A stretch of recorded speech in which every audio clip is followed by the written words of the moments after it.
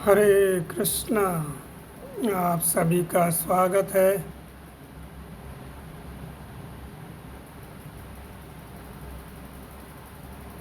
तो राम जी के विषय में आप लोग सुन रहे हैं।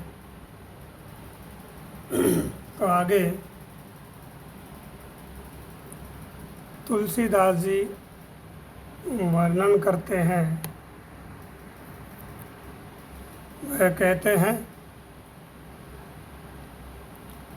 कि पद कंजनी मंजू बनी बन पनहि धनुहि सर पंकज पान लिए लरिका संग खेलत डोलत हैं सरजू तट चौहट हाट हिये तुलसी अस बालक सो नहीं नेहू कहाँ जब जोग समाधि किए नर वे खर सूकर स्वान समान कहो जग में फल कौन जिए। तुलसीदास जी क्या कह रहे हैं? पद कंजनी मंजू बनी पनही, अपने चरण कमलों में मनोहर जूतियाँ चरण पादुकाएँ धारण करते हैं। वे कर कमलों में छोटा सा धनुष बाण लिए हुए हैं। बालकों के साथ सरयू के किनारे चौराहे और बाजार में खेलते फिरते हैं।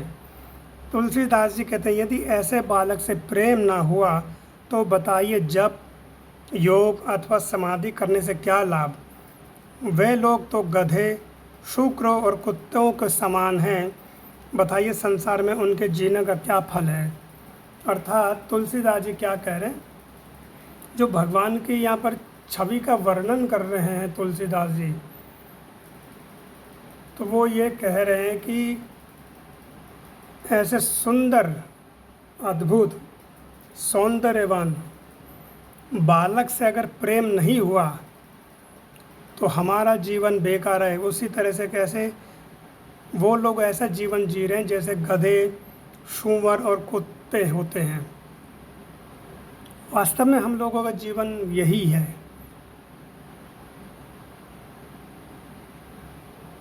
इसलिए पद्म पुराण में कहा है, धर्महीना ये नर पशु भी समाना। जो धर्म से हीन है मनुष्य, वे पशु के समान है। पशु में 4 पैर होते हैं, उसके 2 नेत्र, मुंह, मलमूत्र त्यागने के स्थान। तो हम मनुष्य कैसे हैं? हमारे भी 2 हाथ हैं, 2 पैर हैं, मुंह है, नेत्र है, मलमूत्र का स्थान है। अगर हम भगवान का भजन नहीं कर रहे हैं तो हम क्या हैं? पशु हैं। धर्महीना नर पशु भी समाना। जो धर्म से हीन है, तो धर्म का अर्थ क्या है? धर्म का अर्थ यह नहीं है कि हम ब्राह्मण क्षत्रिय वैश्य शूद्र हैं, हिंदू है, मुस्लिम है, सिख ईसाई, ये नहीं। धर्म का अर्थ होता है हमारा कर्तव्य। जैसे जल का धर्म है प्यास बुझाना, शीतलता प्रदान करना।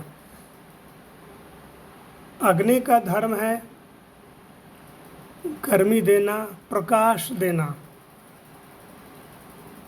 वायु का धर्म है जब वो बहती है तो लोगों को शांति प्रदान होती है ग्रीष्म से। ये उनका धर्म है, उनका कर्तव्य है। जैसे माता पिता का कर्तव्य है अपनी संतान का लालन पालन करना, ये उनका धर्म है। वैसे ही मनुष्य का धर्म है भगवान की सेवा करना। जो भगवान की सेवा नहीं करता वो क्या है? पशु के समान है, कुत्ते के समान है। ये तुलसीदास जी कह रहे हैं। इसीलिए शिव जी पद्म पुराण में कह रहे हैं, धर्महीना नरा पशु भी समाना आहार निंद्रा भय मैथुन च क्रिया ही जो कर रहा है वो क्या कहते हैं? धर्म से हीन है। और कहते हैं आहार निंद्रा भय मैथुन च। आहार करना, हम भोजन करते हैं, पशु भी भोजन करता है। निंद्रा पशु लेता है, हम भी लेते हैं। भय पशु को लगता है, हमें भी लगता है। वो अपने दांत से, अपने पंजों से अपनी रक्षा करता है। मनुष्य अपने लिए घर बनाता है, अपने पास हथियार रखता है, भय जब लगता है। और मैथुन, मैथुन मतलब कि संतान पैदा करना, ये एक पशु भी करता है और एक मनुष्य भी करता है। लेकिन ये 4 कार्य अगर मनुष्य भी कर रहा है, आहार लेना, भय लगना, निंद्रा लेना और मैथुन करना, ये केवल अगर मनुष्य योनि में आकर के हम ये 4 कर्म कर रहे हैं तो हम पशु के समान हैं। ये शिव जी कह रहे हैं पद्म पुराण में। आहार निंद्रा भय मैथुन च पशु विनारा क्रिया समाना धर्मे ये तथैव च। धर्म ही एक केवल है जो मनुष्य को समझाता है कि आप मनुष्य हो, या आपका कर्तव्य क्या है कि आपको भगवान का भजन करना है। इसलिए कबीर जी कहते हैं आए थे हरि भजन को ओटन लगे कपास। हम आए तो हरि के भजन के लिए थे, लेकिन क्या है कि कपास जो है उसको ओट रहे हैं। जैसे कि जब धान में से चावल या गेहूँ निकल जाता है तो वो भूसा हो जाता है। भूसा होता है जो केवल एक छिलका है जिसको पशु के खाने के काम आता है। अगर उस भूसे को हम डंडों से पीटते रहे तो उसमें से धान नहीं निकलेगा, जबकि सारा धान उसमें से निकल चुका है।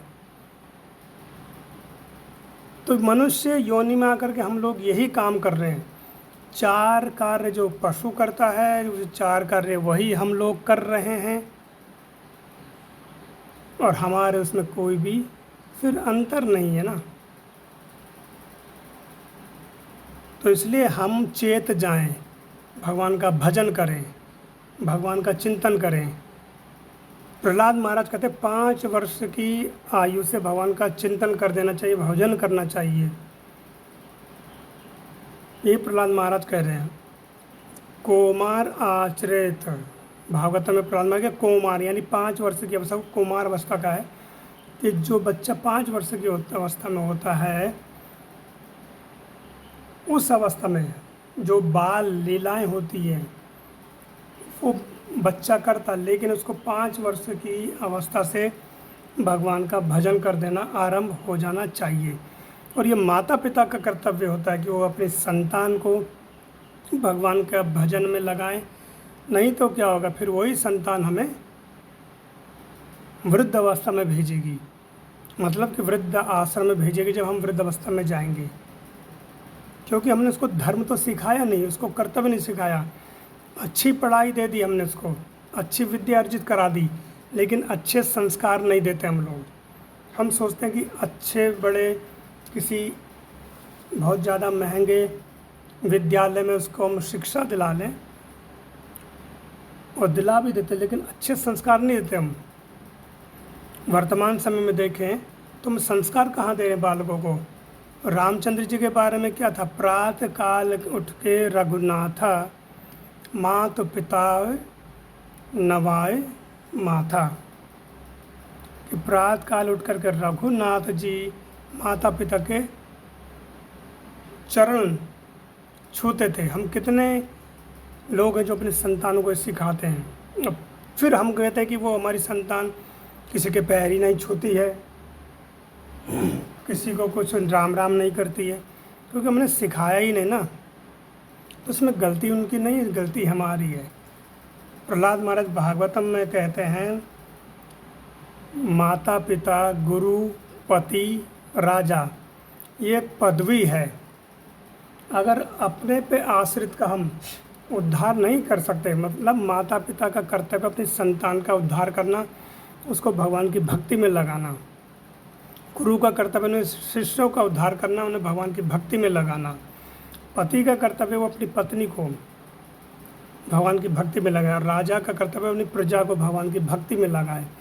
अगर ये काम हम लोग नहीं कर रहे हैं, मतलब कि माता पिता अपनी संतान को भगवान का भजन नहीं करवा रहे हैं, राजा अपनी प्रजा का भजन नहीं करवा रहा है, गुरु अपने शिष्यों का भजन नहीं करवा रहा है, पति अपनी पत्नी से भजन नहीं करवा रहा है, तो प्रहलाद महाराज कहते हैं कि ये किसी को बनने का अधिकार ही नहीं है।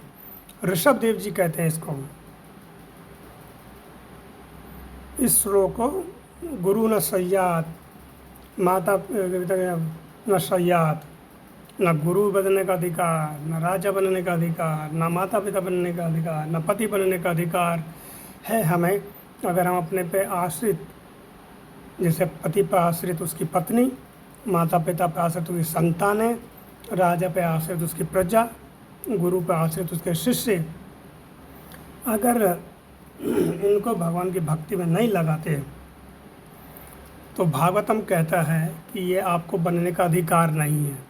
आपको माता पिता बनना नहीं चाहिए, गुरु नहीं बनना चाहिए, राजा नहीं बनना चाहिए, पति नहीं बनना चाहिए, कोई अधिकार नहीं है आपको ये बनने का, अगर आप भगवान का भजन नहीं करते हैं और ना अपने शिष्य को गुरु भजन में नहीं लगाता है, माता पिता का नहीं लगाते हैं। तो इसलिए तुलसीदास जी कह रहे हैं कि वो मनुष्य ऐसे ही हैं जो भगवान का भजन स्वयं नहीं करते और ना ही अपने स्वजनों को, रिश्तेदारों को, सगे संबंधियों से भजन करवाते हैं। जो भगवान का भजन नहीं करते, ना स्वयं करते, ना करवाते, वो खर, सूकर, स्वान, स्वान माने कुत्ता,